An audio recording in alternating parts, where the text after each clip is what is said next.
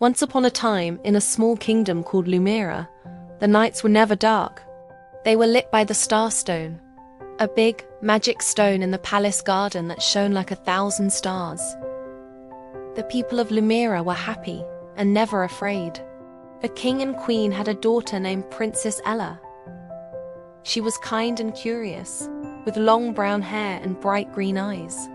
She loved to read but had never been outside the palace walls. "It's dangerous out there," her father always warned. Ella listened, but her heart yearned to see the world. One morning, Ella awoke to darkness. The Starstone was grey and cold. The king summoned his advisors. After reading ancient books, one old man spoke grimly. "Your Majesty, the light inside the stone is lost. It is empty. How do we fix it?" the king demanded. The old man read from a dusty book. "The light can only return if someone finds the 3 gifts." "What are they?" Ella asked. "A feather from the skybird, a flower from the deep forest, and a song from the river of Echo," the old man replied. These things, he explained, were very far away, in dangerous lands. The king despaired, ready to accept a life in darkness. But Ella looked at the lifeless stone, thought of her people, and made a decision. That night, she packed a small bag with bread, water, and a book. Dressed in a simple brown cloak, she looked like any other girl. At the gate, she told the guard she was going to the market. He hesitated, then let her pass. For the first time in her life, Ella was outside the palace walls, free. The night was dark, but though she was scared, she walked into the forest and kept going. After 2 days, Ella reached a tall mountain. At the peak, in a large nest, sat the magnificent skybird, its feathers gold and blue. Ella climbed, her hands and legs aching, until she reached the top. The bird spoke, its voice surprising her. "Why are you here, small human?" "I need one of your feathers," Ella said. "My kingdom is in darkness." The bird looked at her. "Many have come before you, trying to take my feathers. They all fell." "I will not take it," Ella promised. "I only ask." The bird tilted its head. "You are different." It pulled a single soft feather from its wing. "Take it, but remember, a gift given freely is more powerful than one taken by force." Ella thanked the bird and carefully took the feather. 3 days later, Ella entered the deep forest.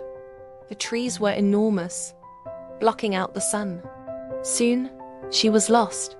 She sat on a rock and began to read her book aloud. A small fox appeared and sat beside her, listening. When she finished, the fox spoke. "You read well." Startled, Ella asked, "You can talk?" "Every creature here can talk," the fox said. "We just choose not to. Most humans don't listen." "I'm listening," said Ella. The fox smiled. "I know. Can you help me? I'm looking for the flower from the deep forest." "Follow me," the fox said. It led her to a small clearing where a single white flower glowed softly. Ella leaned in. The flower smelled like rain and home. She felt calm and strong. She gently picked it, and it stayed bright in her hand. "Why did you help me?" she asked. "Because you listened," the fox replied. Listening is also a kind of courage. On the 7th day, Ella found the river of Echo. The water was clear and silver. She sat by its bank.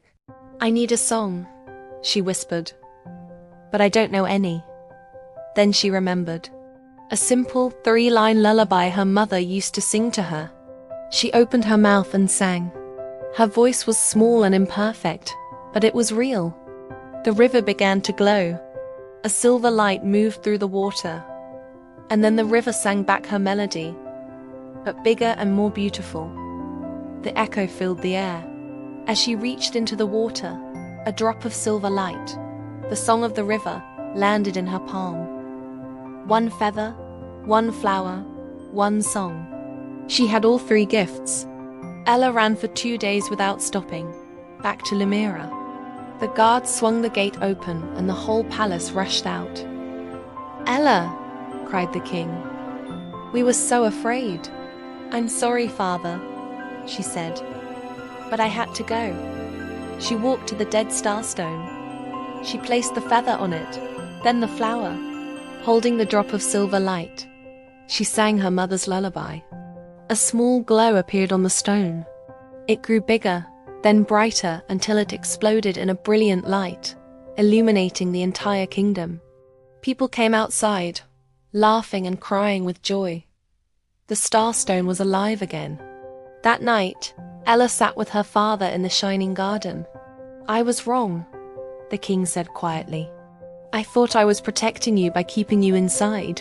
You were scared," Ella said gently. "That's okay." "Are you angry?" he asked. "No," she replied, looking at the light. "I'm grateful. Because I was scared too, but I went anyway." The king put his arm around her. "My brave girl." Ella smiled, looking up at the stars. For the first time, she felt truly at home, not because she was inside the walls, but because she now knew who she was.